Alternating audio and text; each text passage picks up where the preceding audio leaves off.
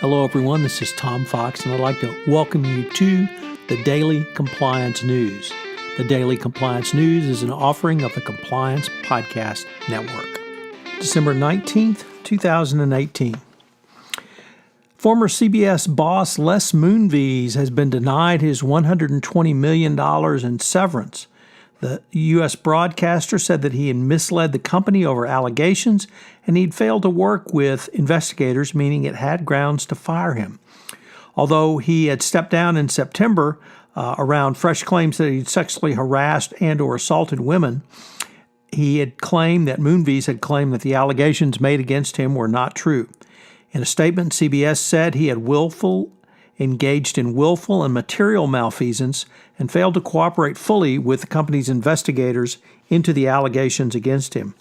It also said he had violated company policy and was in breach of his employment contract and would not receive any CBS monies. Expect a lawsuit shortly.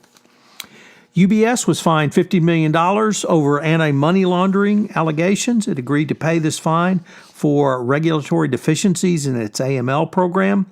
FinCEN, the Treasury's Financial Crimes Enforcement Network, said that the firm had failed to provide suspicious activity reports for a period of roughly 13 years, so a long time. Next up is the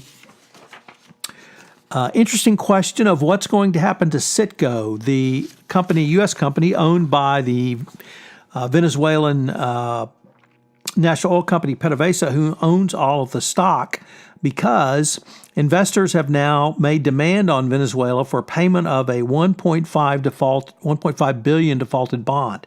Now, this bond payment was due in January 2018 and has not yet been paid. If the country cannot make this bond payment, one wonders how long CITGO will remain owned by the Venezuelan government, as it is really the only asset that it has in hard currency. There have obviously been allegations, or rather attempts, to execute on CITGO before that Venezuela has paid because it needs to keep the crown jewel to keep bringing in operating money. But it's going to be interesting to see how that plays out. If you're a compliance practitioner, you need to scrub your operations with CITGO. And finally, the Trump Foundation has agreed to dissolve amid allegation of misusing funds. The Family Foundation will dissolve under a judge's supervision amid allegations the charity misused funds to further its namesake's interest. This was based upon a lawsuit brought by the New York State AG in June, alleging the foundation had paid legal settlements further his 2016 campaign and promote his business. The deal will require the assets of the charity, whatever they are left, to be auctioned or at least sent to other approved charitable organizations.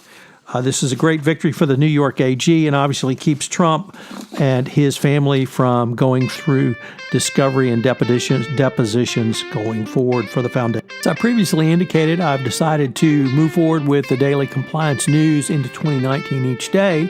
If there's a different format or different information distribution that you would like, please give me a shout and let me know. tfox@tfoxlaw.com. Also, I hope you will check out some of the new offerings on the Compliance Podcast Network. Jay Rosen and myself have started a new podcast series, Popcorn and Compliance, a look at compliance through the lens of the movies, that premiered Saturday, December 8th, and will post bi-monthly on Saturday for your entertainment and enjoyment listening pleasure. Finally, Mary Shirley and Lisa Fine have premiered their new podcast, Great Women on Compliance. I hope you will check that out. It's a great podcast series. We have several other offerings that we are in production and will go live after the first of the year on the Compliance Podcast Network.